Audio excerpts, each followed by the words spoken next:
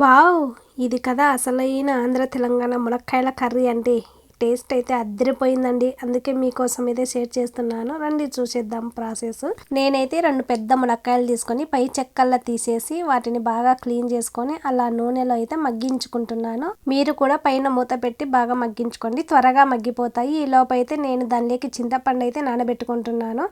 ఆ తర్వాత దీనిలోకి అల్లం వెల్లుల్లి కూడా దంచి పెట్టుకుంటున్నాను అనమాట. చాలా టేస్ట్గా ఉంటుంది ఇది ఈ మసాలా వేయడం వలన.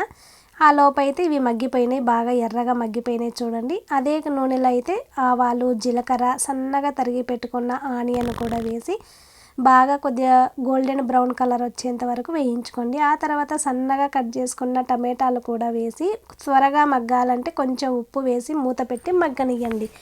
చాలా త్వరగా మగ్గిపోతాయి అన్నమాట.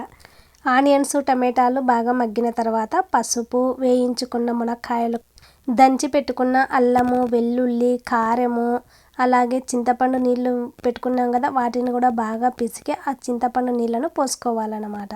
వాటన్నింటిని ఒకసారి అలా అలా అలా కలుపుకోవాలి అనమాట. ఆ తర్వాత ఈ కూరకు సరిపడంత ఉప్పు కూడా వేసి మనం నూనెలో మునక్కాయలను 50% మాత్రమే ఉడికించినాము. ఇంకా 50% ఇక్కడ ఉడకాలి కాబట్టి తగినంత నీళ్ళు అనేది ఎక్కువనే పోసుకోవాలి.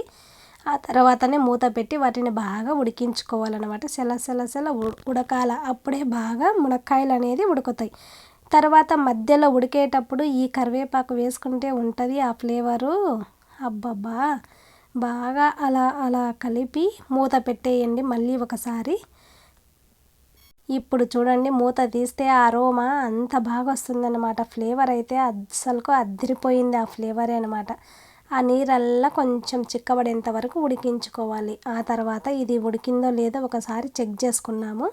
అలా తీసుకొని బాగా వేడివేడిగా ఉందండోయ్, నిదానంగా ఊపుకుంటూ దాన్ని చిదుముకోండి. అలా చిదిమిపోతుంది కాబట్టి బాగా పర్ఫెక్ట్గా ఉడికిపోయిందనమాట. లాస్ట్లో దించే ముందరైతే కొద్దిగా కస్తూరి మేతి వేసుకుంటున్నాను.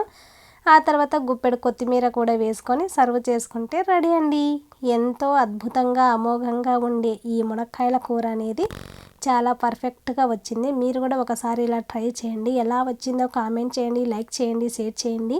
మన వీడియోలను కొత్త వాళ్ళు చూస్తున్నట్లయితే ప్లీజ్ సబ్స్క్రైబ్ చేయండి. ఇలాంటి వీడియోల కోసం మన ఛానల్ని సబ్స్క్రైబ్ చేయండి. ఇప్పుడైతే మంచి లైక్ ఇవ్వండి. Thank you.